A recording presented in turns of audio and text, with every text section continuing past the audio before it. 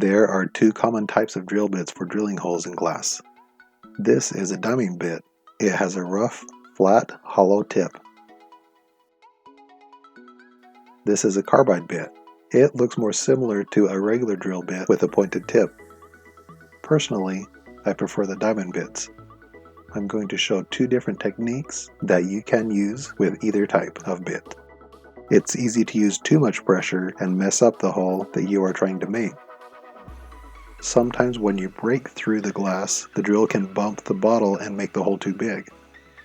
Another thing that can happen with too much pressure is blowout on the inside of the bottle. If you haven't ever drilled holes in glass bottles before, I recommend practicing a few times before drilling into the bottle you want the hole in. With both types of these bits, it's better to think of it not as drilling through the glass, but instead sanding or grinding through the glass. The diamond-tipped bits can easily drift while starting the hole, and sometimes the carbide bits will catch onto the glass and crack the bottle when breaking through. But with practice, you can get a good hole with either type of bit.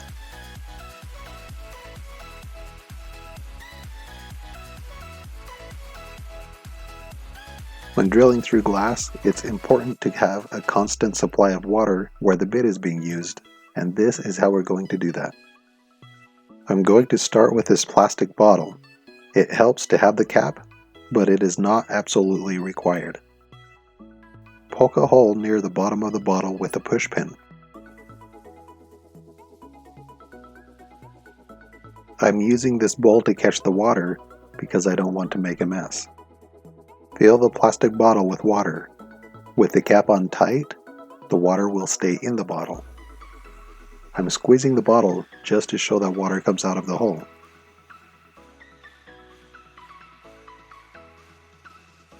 If you take the cap off of the bottle, water will come out in a stream. You don't actually need to take the cap all of the way off, just loosen it a little bit. Then to stop the stream, just tighten the cap. Get your glass bottle, start the stream of water, and have your drill ready. This first hole will be with the diamond tip bit. It can be tricky holding the bit steady as it starts, but if you start drilling at a 45-degree angle, that will make it a bit easier. As the hole gets deeper, you can move the drill bit more vertically to go straight in. Keep an eye on the water stream and make sure there is a constant flow where you're drilling. Sometimes you will see cloudy water start to flow inside of the bottle when you are close to breaking through. Remember to not use too much pressure, or you could have some glass blowout inside of the bottle or even some other damage. I rinsed out this bottle after drilling it to get a good look at the results. Next, I'm going to use the carbide bit. Since this tip has a point, unlike the diamond bit, you just drill straight in. Just like before, you want to keep water flowing on the bit.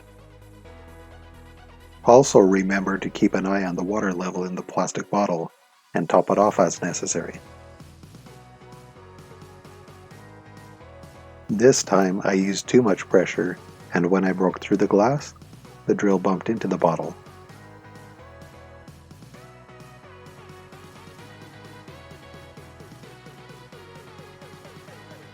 There is some glass blowout in the bottle and some cracks too.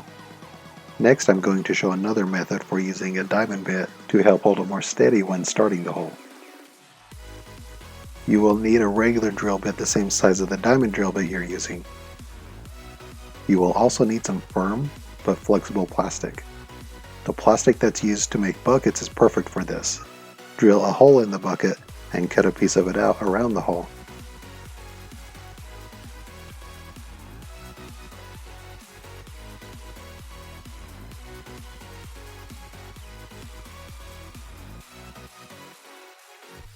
Clean up the hole a little bit with a razor blade if necessary.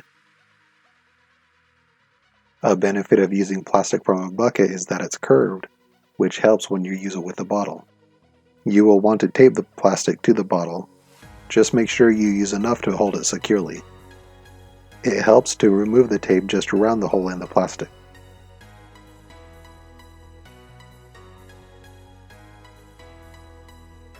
Use the same setup with the water flowing when you're drilling.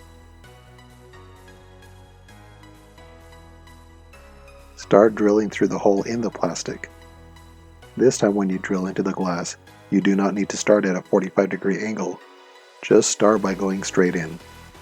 The plastic will hold the bit in place and keep it from drifting around. Once you break through, remove the tape and examine the hole.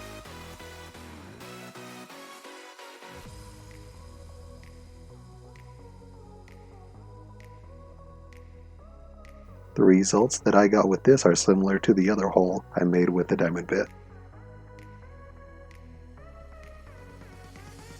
If you're using a carbide bit and you're struggling with holding it in place, you can use the bottle label or a piece of tape to help keep it from drifting.